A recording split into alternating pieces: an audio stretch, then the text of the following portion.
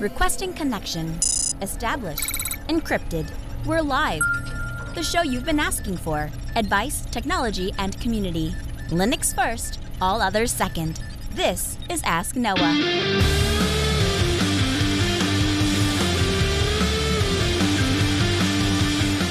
Live from Altus Technologies, the Ask Noah Show starts right now. This is the show where we came to do all the things on Linux they said couldn't be done and take your questions on how to do the same. The phone lines are open this hour to be a part of the program. It is a free call, 1-855-450-NOAH. It's 855-450-6624, or send an email to live@asknoahshow.com. My name is Noah Chalaya. I am your host. Delighted to be here with you as another episode of the Ask Noah Show kicks off this hour. Joining me, my co-host, Mr. Steve Ovens. Welcome in, sir.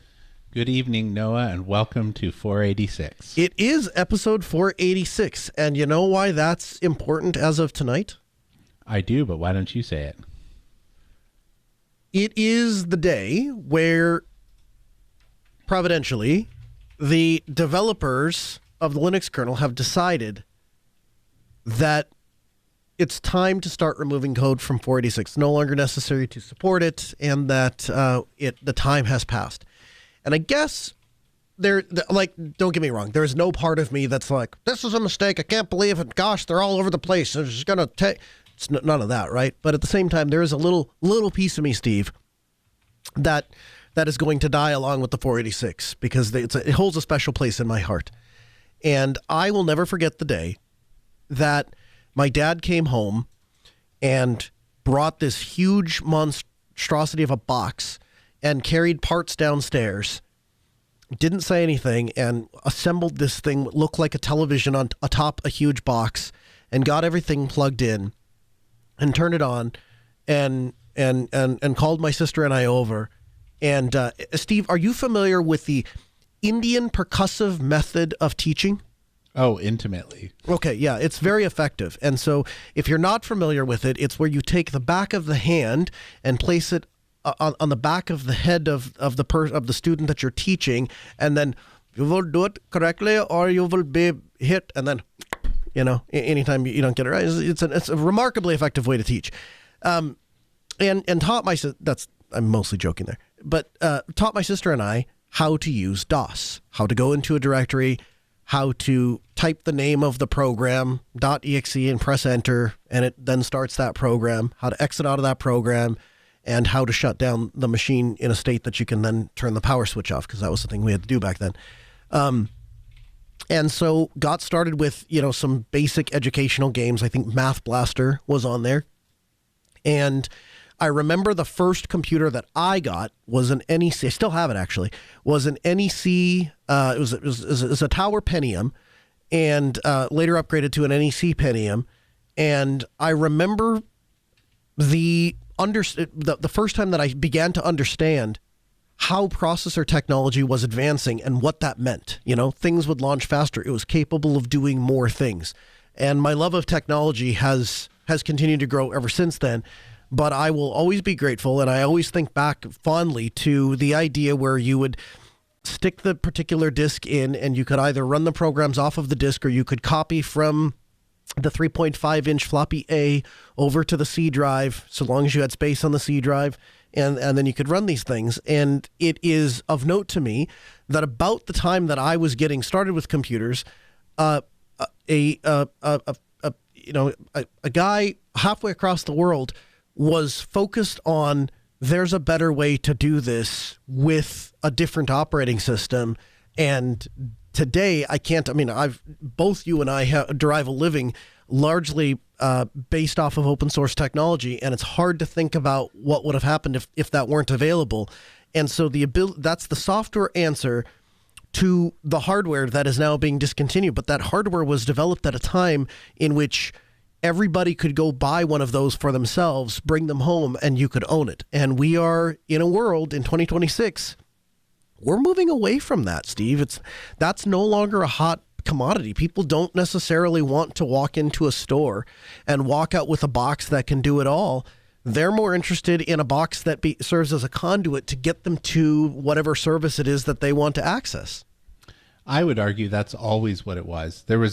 What we saw was, we'll call it the rise of the nerds, right? Where the people that were buying the personal computer, the Macs, and so on early on, that wasn't the general population. That wasn't representative of society. That was a specific subset of society, which was why it was so expensive. And then as things got more broadly adopted into the 90s and so on, when the wider world realized that typing in a word processor and printing it out was probably better than doing it on a typewriter, and maybe being able to get on the internet was fine, you saw more of the normies kind of get into the realm of things. And as they did, you saw a lot more of the walled garden. And so if you look just back at trends, I would say that people have always wanted, people as in the majority of people, have always wanted a thing as a gateway to do a thing. That's why AOL was so important at the time, and why all of these walled gardens existed on the internet, because they wanted to be your curated gateway. People don't want to have the DIY stuff. They want to have it easy. And that's why we ended up with the proliferation of laptops over desktops for a significant period of time. And I just think we're just seeing the evolution of that continue. So we always, what you're saying is they always wanted the end result. It's just for a period of time there, it wasn't possible to get the end result unless you had the whole kit and caboodle. So they bought the whole kit and caboodle. The second it was possible to offload the nerd stuff back to the nerds, let the nerds run it in their data center. I don't really care. The internet connection is good enough between me and them. Then the nerds run it over there in their little room, and I get my sleek little thing that I consume and get what I want done on my thing. And when the problems are there, then the nerds fix it in their room. And when nerds want to upgrade the stuff, the nerds can upgrade the stuff. I don't have to think about it. I don't have to deal with it. It's a thing. Is that it's kind of the... Well, you tell me. Does that ring true to you? It does. I struggle with that. I don't like that question. I don't like that question at all. In part because I don't like having to think about it. I think part of me wants people to become self-sufficient. I was talking to, it's not necessarily related to tech, but I was talking with a friend of mine, and he's a what do you say, landlord. He's property developer, landlord. And he was telling me that he has seen in the last 15 to 20 years a dramatic shift from people that no longer want to own homes and they want to rent from him. And when I asked him why he thought that was, he believes in no small part it's because people are less handy. They don't want to look and fix a light and a switch and plumbing and this, that, or the other. They either can't do it and they have no interest in learning. And so they just want to call a number and they want a guy to show up or a girl to show up and to fix the plumbing or the electrical light or fix the door or make the thing open or shut or whatever. And it is the antithesis of everything that is in me, Steve, to be reliant on something or somebody else. And so I really struggle with it from a principle standpoint. And at the same time, when you ask me, does it ring true? Yeah, we just got done onboarding a medical office in which the only requirement they had, they didn't care what software we used. Weirdly, we didn't even have to have the Linux discussion. They didn't care. They're like, yeah, whatever, man. The only requirement they had, nothing can be on site. Nothing can be, the computers can, that's fine. Like the thing that I access and whatever that is, everything else, servers, controller, all that stuff, we don't want to pay for it, we don't want to own it, and we don't want to see it. So, but whatever you have to put on site to get our office up and running, and past that, everything goes in the data center or wherever it is you want to put it. We don't care. It just can't be here, and don't send me a bill for it. So yeah, it does ring true as much as I don't like it. So, I mean, I just think that's the way of humans, right? We offload whatever things that we think we can offload. That's just how we have done things throughout history. I guess it is. Well, in that light, should we get some feedback from people that do want to manage their own stuff? Absolutely. Our first email comes in from Tobias. Tobias writes in and says, "Hey, Noah and Steve, I love the show. Thanks for all you do. I'm a bit behind on the RSS feed of the show, but I wanted to write in to give you my 2 cents on a topic of Linux tablets from episode 460.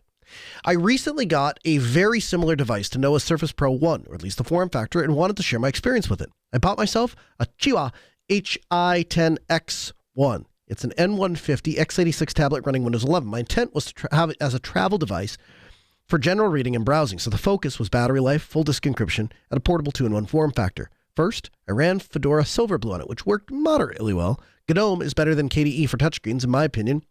Still leaves a lot to be desired, especially with the on-screen keyboard. And the full disk encryption required me to always have the keyboard with me to unlock the disk. Add to that, similar problems with going and walking away from sleep, and you get a pretty meh experience. Then I thought I would try Postmarket OS, which is more tricky to set up if you haven't played around with PM Bootstrap before, but it's nicer to use. And the generic x86 installer won't let you install a mobile desktop environment. The image PM Bootstrap spits out has to be directly flashed on the hard drive, but it's worth it. The desktop environment I went with is Plasma Mobile. It's touch optimized, but works pretty well with the keyboard. You still install desktop applications, and some require you to have a keyboard, but Firefox works pretty well. The login is an Android-style PIN instead of a password, and the on-screen keyboard works wonderfully. The best part is, however, full disk encryption. PM Bootstrap will create a fully encrypted image which can be unlocked with Unlocker, a custom full disk encryption module that, it's not perfect of course, but works really well for 2-in-1 devices. Turns your device from a laptop with an optional touchscreen into a tablet with an optional keyboard. I haven't done any tests regarding battery life, but it's working well. In my opinion, I had no issues whatsoever going to and from sleep. Also, I don't know if it's just me, but it helped with a lot of the weird auto-rotation behaviors when connecting and disconnecting from the keyboard. Postmarket OS just does it better, I guess. So, if you can't seem to get happy with GNOME or KDE on your 2-in-1, maybe give that a try, and if not, it's a nice way to try out Postmarket OS. Best regards, Tobias. So, Steve, have you ever had an interest in Linux tablets? And if so, what was your experience? I did back when I found that the tablet form factor was interesting to me. Anymore, I fail to have a use case where I really want to have a tablet. So I have a Steam Deck, I have a laptop, I have a desktop, I have a phone, I suppose, if I really need to go that route. And I just don't find a use case for a tablet. So I had not a dissimilar experience from Tobias. I started with a Microsoft Service Gen 1, which was actually a gift from a friend of mine. And it worked okay-ish. I struggle with many of the same issues that he did. I've had some other tablets that I've played with along the way, Sailfish OS, tried a couple of alternative ROMs for Android-based devices that were supposedly going to be the bee's knees for running KD Mobile or Posh. And ultimately what I've settled on these days is the Pine Tab, and Pine Tab 2 specifically. And I have to tell you, if your expectations set correctly, it's a wonderful device. If you go into it with the expectation that it's going to go one-to-one with the latest iPad Pro, you're going to be disappointed. So I'll just tell you that up front. If you want that sort of experience, I'd recommend Google Pixel. Flash it with, Steve, why can't I think of the name? Graphene? Graphene, thank you. Flash it with Graphene. And that's going to get you a Class A tablet experience. And now it's going to be closer to Google Android than it is going to be Linux, but hey, there's a Linux kernel, so you can check the box, I guess. If you're wanting a full Linux tablet, the things that I like about the Pine Tab 2, first and foremost, I think you get way more tablet than you pay for. I think that's true of all Pine products. I think that's true of their $25 smartwatch. I think that's true of their soldering iron. I think that's true of their laptop. I think that's true of their tablet. Every device I've ever purchased from Pine, I have felt I've gotten way more value than I have spent in dollars. The other thing is I have deeply appreciated the fact that when I break it, I can fix it. And that has proved true over and over and over again. So my latest bout with the Pine Tab 2, when it first got, and I was early days, and they had big red letters, so I'm not complaining about this at all. I knew exactly what I was doing, and I knew exactly what to expect.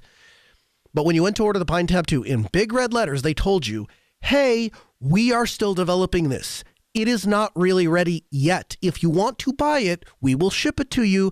But just so that you know, when you pull it out of the box, Wi-Fi isn't going to work. There's ways to work around it. You can use dongles. There's ways to turn on the kernel driver and all the things. We're going to get it fixed.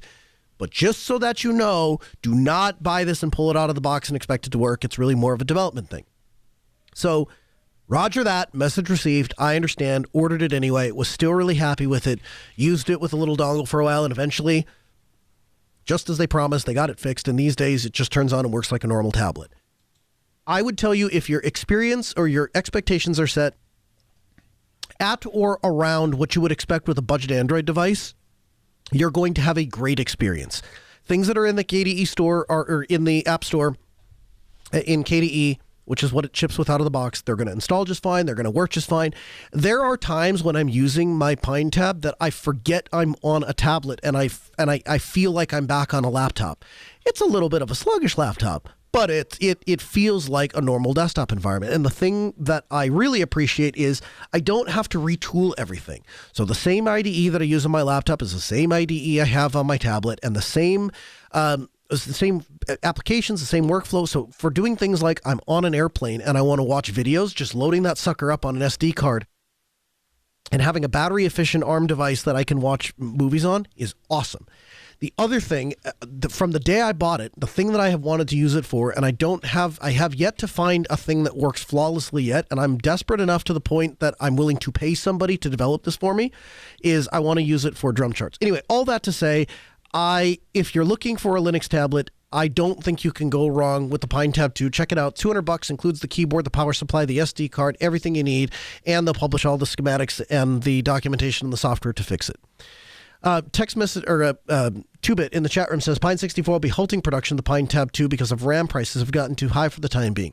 In that case, what I would do, I'd either purchase it used, or I would just wait until they come back down. And so one of the advantages of them publishing all the parts is that you can go get it elsewhere or do something with it. So all that to say, if you're looking for one, Pine Tab 2, really great option. Our second email comes in from Graham. Graham writes in and says, "Hi, Noah and Steve. On episode 471, you talked about cooling servers in the winter.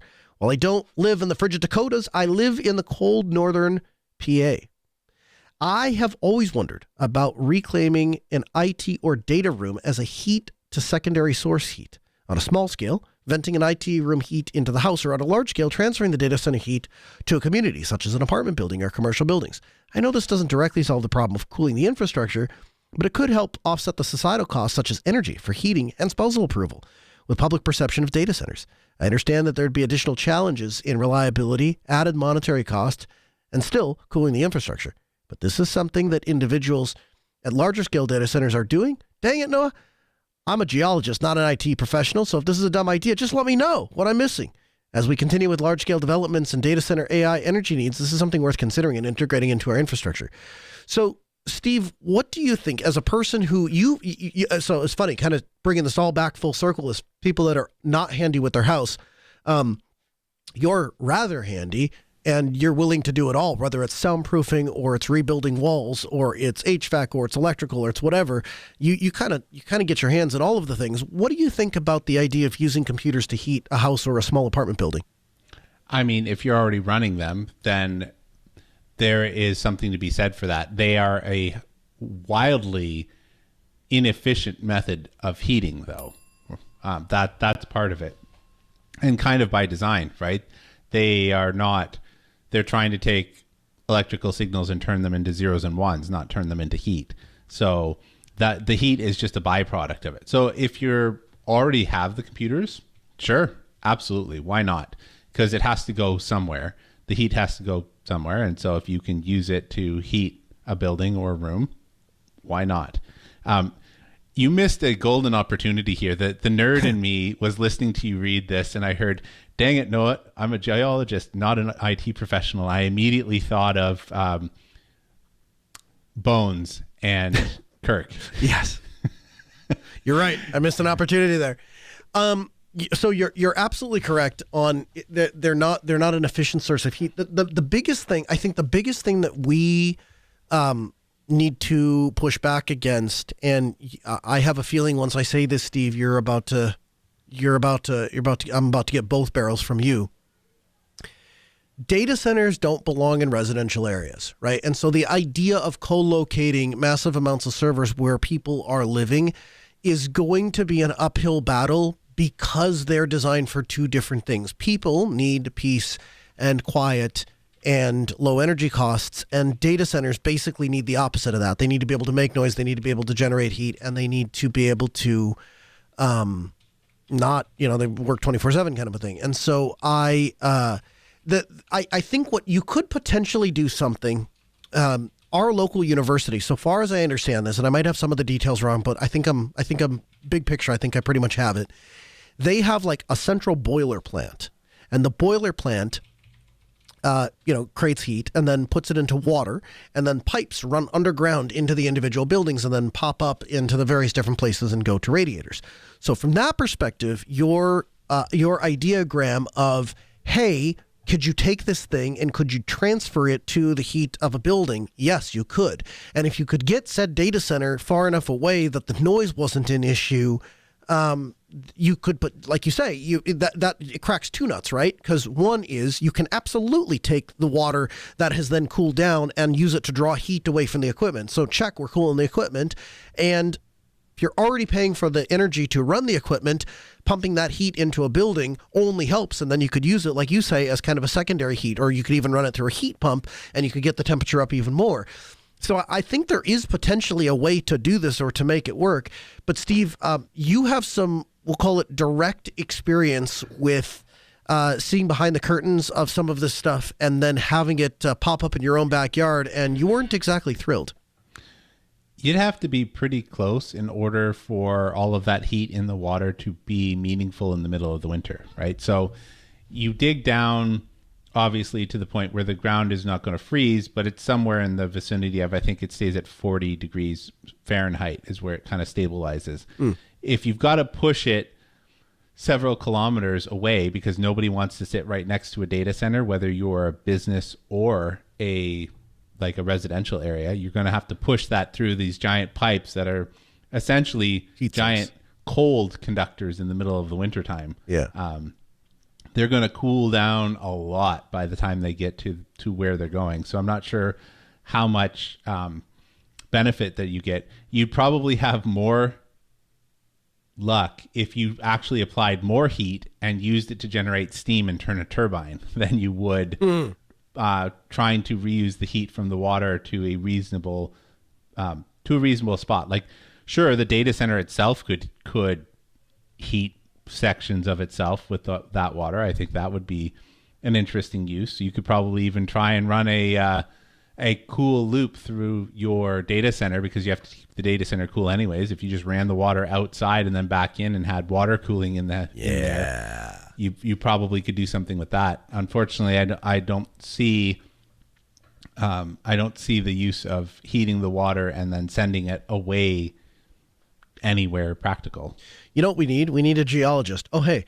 And then we find the geologist, and then we find something with like a very high specific heat, and then use that to do the transfer. And then we ask the geologist at what depth or where we put this thing. And either we successfully transfer the heat away from the electric equipment or from the servers into the building, or eventually we'll just build a geothermal system in going down, and then ta-da!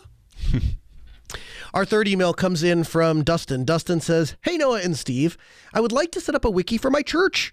I have no experience with wiki stuff. It'd be great to have one place to record everything from general building maintenance to IT infrastructure and everything in between.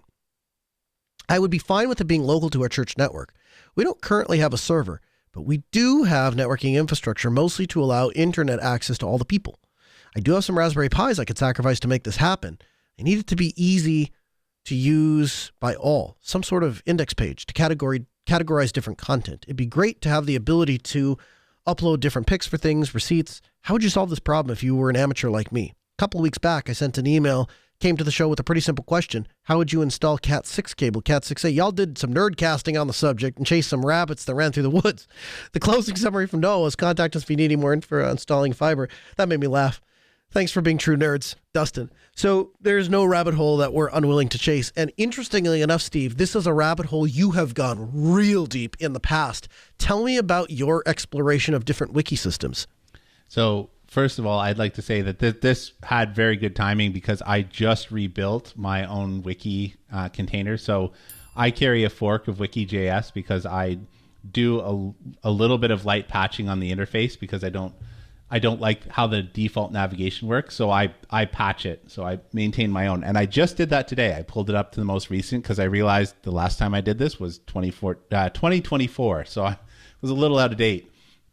But so currently using wiki.js, I really like Wiki.js, especially with the navigation patches. When I looked at this a couple of years ago, I kind of did a bake-off for Red Hat internally. There was an internal project, we needed a wiki, and we looked at several things. And back then, we were going to roll with XWiki, mostly because it had a good interface, it was a good alternative to Confluence, and it had what we needed from kind of an enterprise perspective. Now, Wiki.js has come a long way since that initial kind of foray that I did, and I don't know where that stands in terms of how easy that is. But my top two contenders, so the one I personally use is Wiki.js, and I still would really strongly consider XWiki. I would probably do a bake-off between the two and see which interface you like better and which thing you like the best, because Wiki.js is really good at not needing a login and still exposing the information to somebody so they can crawl the tree and just not have to log into things. Where on the flip side, you might want that, right? I can't really say what you do and don't want. In the case of the bake-off that we were doing, we did not want the pages publicly exposed. We wanted everybody to run through the login and then have their own space and like basically have all the controls that we were used to in a Confluence or other wiki software. So that's my vote. What would you say, Noah? So you turned me on to it. So let me back up a little bit. I was previously using, what was I using? MediaWiki, I think. And you don't know what you don't know. And there were some things that I really liked about MediaWiki, things that I still to this day haven't been able to replace, to include the random function, where I could click on random and it just take me to a random page, which is really great when you're trying to explore various different things and you're trying to stumble back into something. And you had made the recommendation for Wiki.js, and the thing that turned me on to Wiki.js, if I'm being honest with you, Markdown. And the reason for that is I started doing Markdown way back in 2014, 2015 when in my JB days, and that skill has translated so flippin' well from one thing to the next. And as I sit and do this show right now, I am sitting in front of HedgeDoc, and where our show doc for today is written in Markdown. When I get done with that, I'm going to copy and paste that into Fireside, which is going to publish it as essentially like a little RSS blog post, which will be in Markdown. And what I've learned is Steve was kind enough to help me develop a document that we use at Altispeed when we are trying to convey information to clients. And so when we have an engagement with a client, it's basically almost like a template. Well, it is a template. And we go and fill it out to say, here's what we did, here's what we found, here's what we think you should do. And that does a couple of things. One is it allows us to make sure that we check all the boxes, but two, it gives us an consistent organized way to cohesively communicate things back to clients. And it always looks the same. Well, all of that is being done in Markdown. And so from that, when we started doing runbooks to actually outline how to do those things, did it in Markdown. So I have this huge collection in various different places, everything from HedgeDoc to Markdown files sitting on my laptop to you name it, right? And when you showed me Wiki.js, Steve, I looked at it and went, oh, great. So let me start by just grabbing all these runbooks and pasting them in. Oh, look at that. They all render awesome. Then to make matters even better, I'd been trying to get my wife into Markdown, and I was struggling.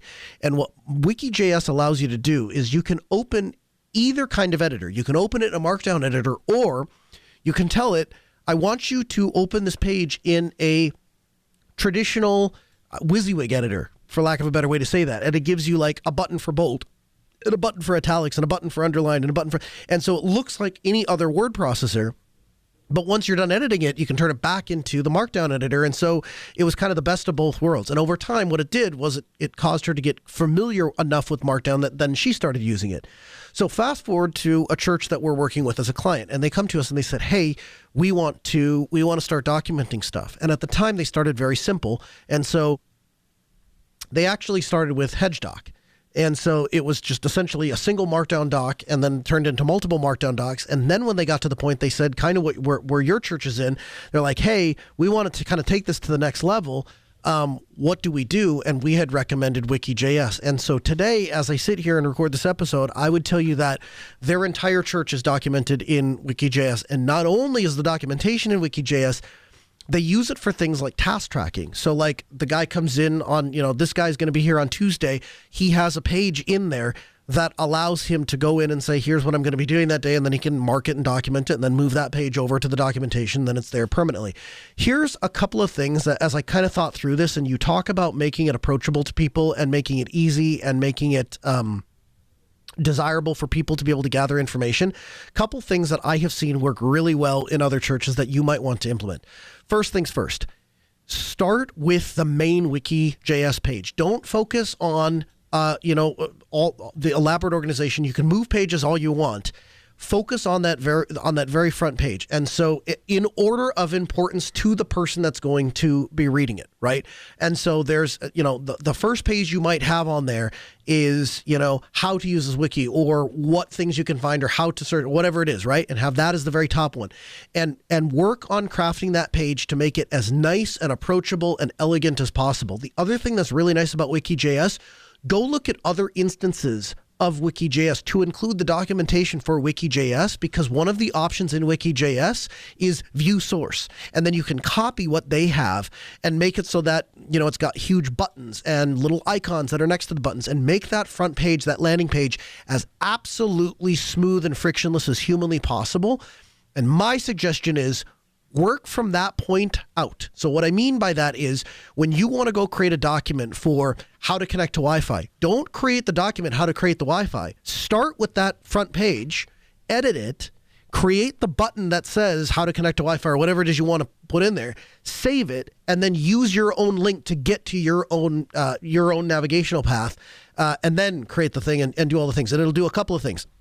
First, it'll allow you to define paths by using slashes instead of putting a thing and then moving it all around because you didn't quite think about where that was going to go through. Second thing is it will not cause you to forget to link it to that main page, because if it's not there, people don't know that document exists. Now, the nerds will like the fact that you can just click on browse and you can see all the pages that are on there, but you will make it more approachable to your people if you focus heavily on that front page.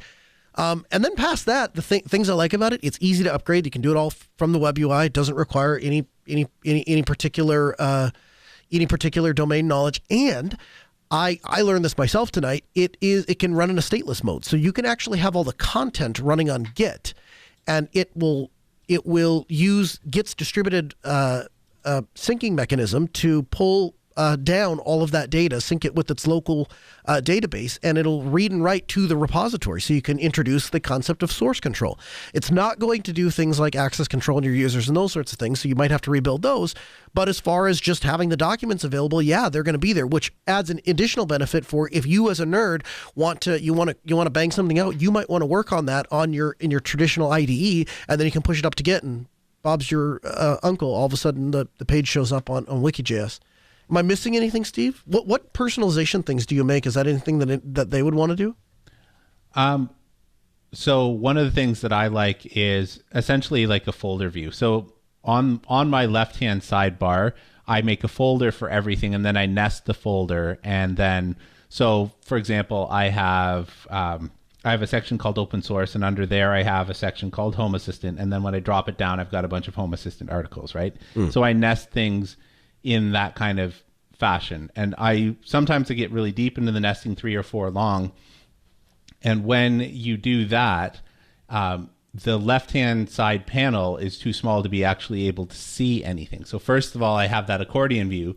And then the second thing that I do is I add a mouse over JavaScript thing. So when you mouse over into the panel, it actually expands to the width of the largest document that needs to fit on the screen, and when you roll away, the panel just goes back to the size that it normally is. Huh. Very cool. Very, very cool. So check those out. We'll have links for you in both Wiki.js and XWiki in the show notes. You'll find those at podcast.asknoahshow.com. From the Linux Newswire newsroom, this is the Week in Review with JT. For the week of April 5th, 2026, here's the Linux and open source news. OpenTTD 15.3 is out. Arch Install 4.0 is now available. GNOME 49.5 has been released. pzip 11 is now available. In distro news, the Debian-based distro eLive has put out version 3.8.50 as its first release in several years.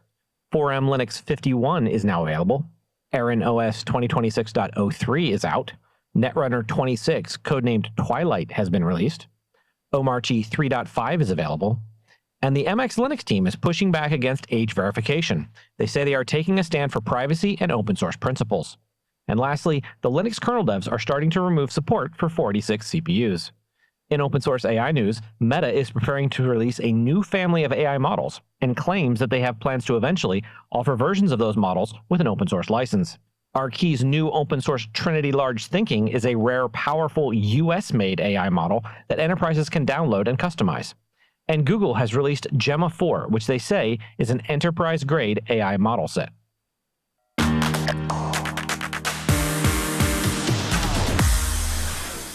So, Steve, you have touched on some of the adventures that you've had with AI, and there is probably somewhat of a division among the people that are listening to the show insofar as there's probably not an insignificant portion of them that are really sick of listening to it because it's like every time I turn on a podcast, we're talking about AI. And then there's going to be another section of them that are going to be like, man, I wonder if Noah and Steve are like the Amish Luddites that don't know that AI exists. And the truth is kind of somewhere in between. So this week, something interesting came out, and that was a white paper by Sam Altman of OpenAI. And in there, Sam believes that he understands how the government should regulate, tax, and create a wealth fund for the use of AI. So I'm curious, Steve, if this news article made its way across your radar, and if so, what were your initial thoughts? So it was an interesting thought experiment. So let me start up and say, I did not read the white paper. I read the news articles talking about the white paper, partly because I don't care that much. Like when there is a topic that I'm very invested in, I go to the source and I read the source, and then I read the coverage so that I know, is the coverage in the ballpark. In this case, I've been following Sam Altman for 5-6 years. I know that he's kind of a shyster in my opinion. And so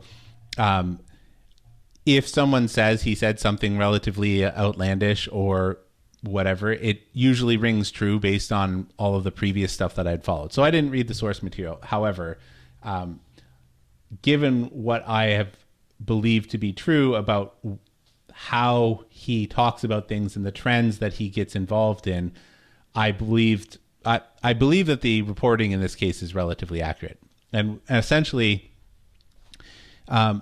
he makes a big pitch for the average person and how useful AI is going to be for them, and which doesn't surprise me at all. When you are a company that's got, 1.5 trillion with a T, trillion dollars outstanding of spend commitment, one of the things that you always have to be doing is convincing everybody that they really need to be using your AI in some capacity in order to keep that machine rolling. Because if the hype machine dies down, the wheels fall off your momentum, and then people might come knocking and asking you to pay back some of your commitments. So to the extent that you're able or willing to, can you tell me what this idea of a spend commitment from OpenAI was? Well, it's not just was, it is. So one of the things that the way that this is working, not just with OpenAI, but with several things, is a lot of the money that is on the books is money in air quotes. So for example, now these are completely fictitious, so don't take these as like what actually is what the actual examples. But for ease of understanding, OpenAI needs a lot of NVIDIA chips. So NVIDIA invests in OpenAI $1 billion, and that $1 billion is meant for OpenAI to buy NVIDIA's GPUs. And then OpenAI turns around and says, okay, I need compute space. And so then the investors invest in OpenAI from, let's say, Azure, and Azure gives them $500 million. to spend on Azure because they know that they're going to spend that money on Azure. So OpenAI turns around and says, look, guys, I just raised $1.5 billion in capital from investors. Oh, by the way, did I mention I actually have to spend the money with those people that invested with me? And so it becomes sort of like a circular issue, and where no actual money is being created in these transactions. Like normally there's a wealth transfer somewhere, but there's no wealth transfer. It's essentially, it's circular. And so when you have that sort of situation, you end up having spend commits saying like, I am going to buy X amount of compute for you, or I am going to build X number of data centers, or all of those sorts of things. And you do that in order to make your books look better, right? You look like you're expanding and all of the rest of that sort of stuff. So I'm not saying it's a scam. I'm not saying that. There are legitimate ways to do this. And in fact, if you rolled back the clock 500 years, this would just be the barter system, right? It's just the barter system's very public. Most people didn't go around announcing the fact that I traded 3 chickens for a handful of potatoes, right? Like that's essentially what's happening here. The potato farmer is getting chickens and, having a person to buy the potatoes, buy in quotes the potatoes. And so he's happy because he's got rid of his stock and he gets something in return. What's happening in the modern day equivalent is that the money has to come from outside in terms of investment, right? So normally a company has to have some customers other than business to business, right? Having 2 businesses that are just simply exchanging monies, saying, look at how good we're doing, but actually we're all just breaking even because I got $1 billion investment, but I also just went and spent $1 billion with that company, right? And so you're breaking even though the books look different than that. Normally, the way that you break out of that cycle is like OpenAI has some sort of breakthrough in terms of getting other clients on board, whether it's other businesses or other like people, but they have yet to find a way to really monetize things from the perspective of there's been a lot of studies around this recently. This is not just me kind of making this up, but to the tune of about 90% of businesses are not actually getting out of the trial run from AI. So they do like a trial phase. And part of that is, a large part of that is they are reporting that they're not actually getting business value for the money that they spend. So you've got that going on one side, and OpenAI not really figuring out how to monetize things. They tried for a little bit to put ads in there. There was some big backlash, and they kind of walked that back a bit. So they're struggling to figure out how do they make money. And so you've got a guy who is standing on top of this company coming out making these grandiose announcements that you're going to use AI like this, and it's going to revolutionize the world, because if we tax the companies that are using AI on machines or whatever, then the government can actually generate revenue that would have been generated by you, the human, working and paying taxes, right? Right. And so when you've got that when the guy on the top of the company, where his value is being inflated because they're doing all of these business to business deals and not actually getting an influx of money based on contracts that they're getting from clients, of course he's going to try and pump up the hype. So the idea here is, effectively the way he described it is, we'll probably have to build the first 1 million or so robots by hand.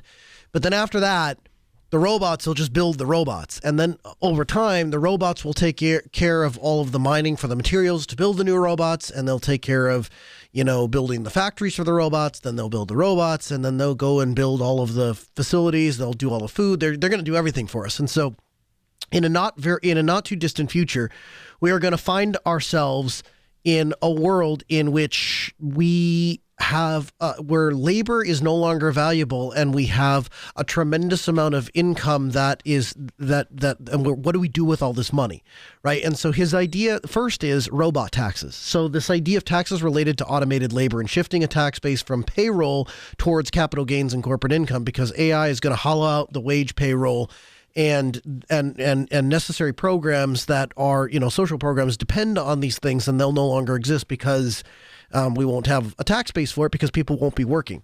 Do you buy that we're anywhere near a thing where people aren't going to work? And do you think it's good for people if we just, hey, we'll just sit back and let the robots take care of us? Do you think that's good for us as people?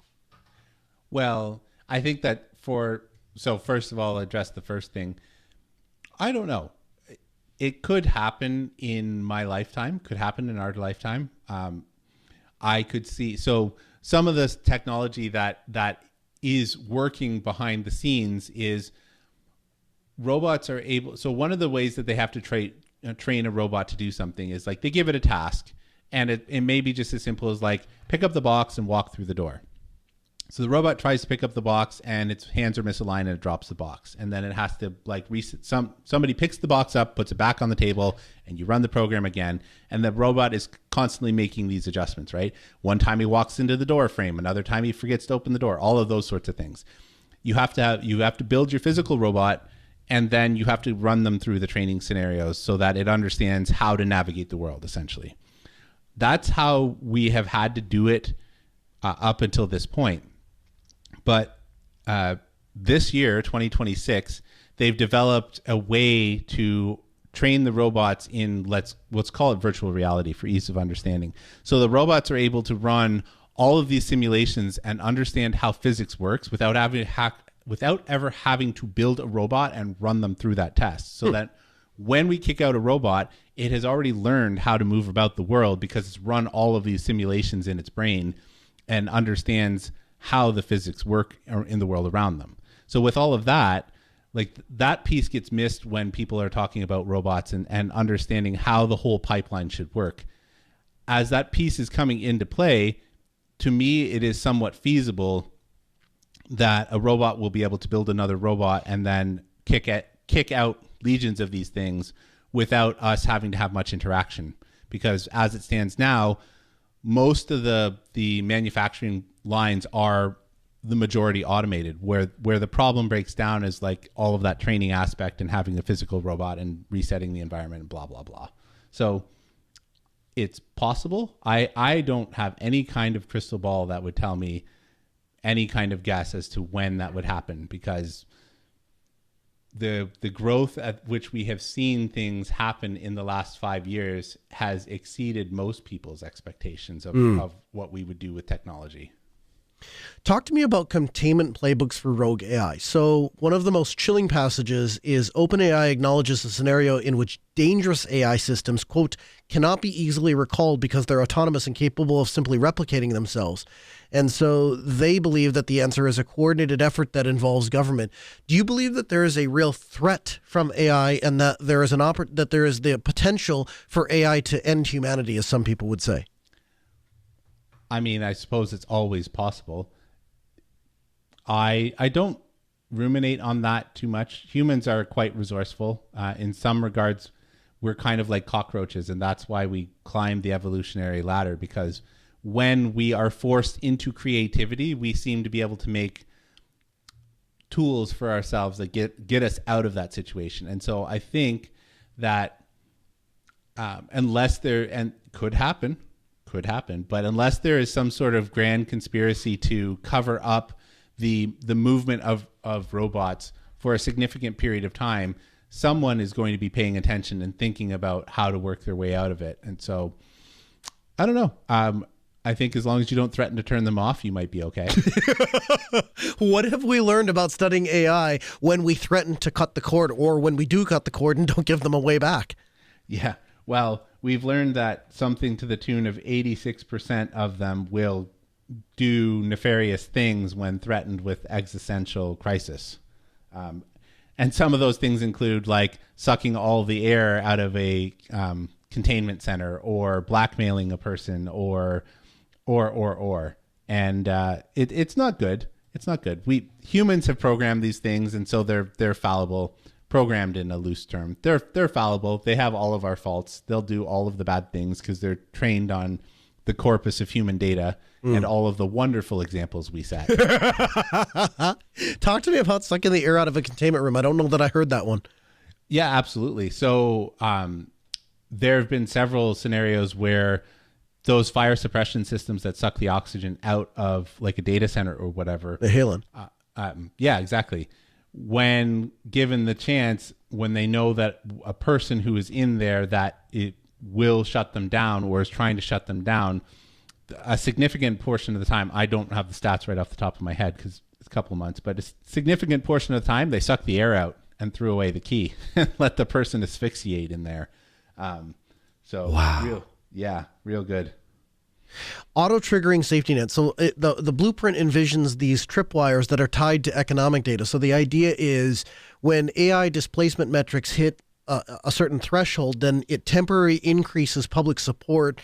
Things like unemployment benefits, wage insurance, cash assistance, all those things automatically kick in. And then once the economic conditions stabilize, those measures phase out. Do you think that we need to be thinking about how do we ensure our own survival against economic survival against the robots? Is that something that is a real concern, or is that more along the lines of like, that's hype. That's a science fiction novel.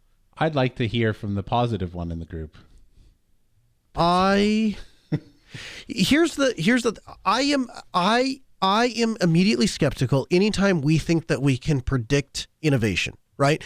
In the 1960s and the 1970s, I'm sure it seemed like a really great idea to expand the telephone pole workers union, and that telephone poles were going to be essential in every aspect of society, right? What we didn't think about, what we had no way of knowing was that 50 years from now, people aren't going to be running copper pairs to their house anymore. If we're running anything, it's going to be light.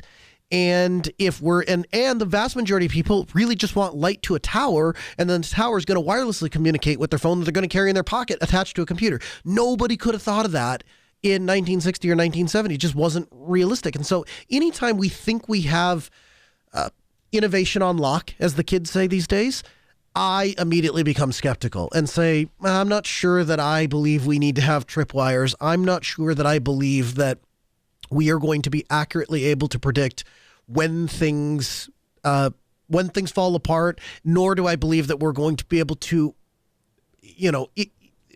ahead of the game, build a system that's going to fix a problem that we've not yet encountered yet. I don't know if that makes sense. Sure. How about artificial general intelligence? It's a theoretical type of artificial intelligence that matches or surpasses human capabilities. What do you know and or think about that? I think that that term is not well defined. And so I personally think that AGI, the general intelligence, is actually when an AI can do something creative and novel. Right now, they seem that way to us because they have the corpus of human knowledge, but they're not doing anything truly novel. They are combining things that have existed in the past in novel ways, which is different. That's not what we would consider creative, right? So when they can create something brand new wholly by itself, not a combination of things that have existed before, I think that is a level of creativity that might be classified for general intelligence. The little aside here is the average human has like an IQ of like 120 or something like that. The average AI is significantly better than that. And so I already think they're smarter than humans as a whole, right? Because you have people that are really good in some areas and really poor in other areas, and you see the exact same pattern with models. And so I don't know. I already think they're generally intelligent. Okay. So you think there's maybe some room to grow. Hey, Steve, I appreciate the time. We'll pick this up. We'll probably have more talk on AI coming up.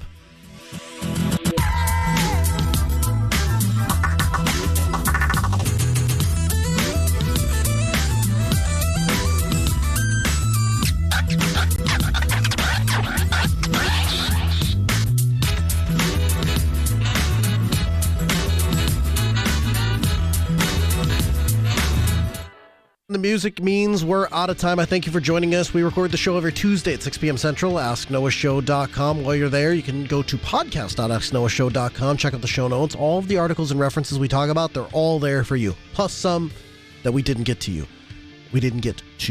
Want more, Steve? at Linux Ovens on X. More me, noahc.us. Check out all the various different places I'm doing stuff and where I'm going to be. We're back next Tuesday at 6 p.m. Central. AskNoahShow.com. Have a good week.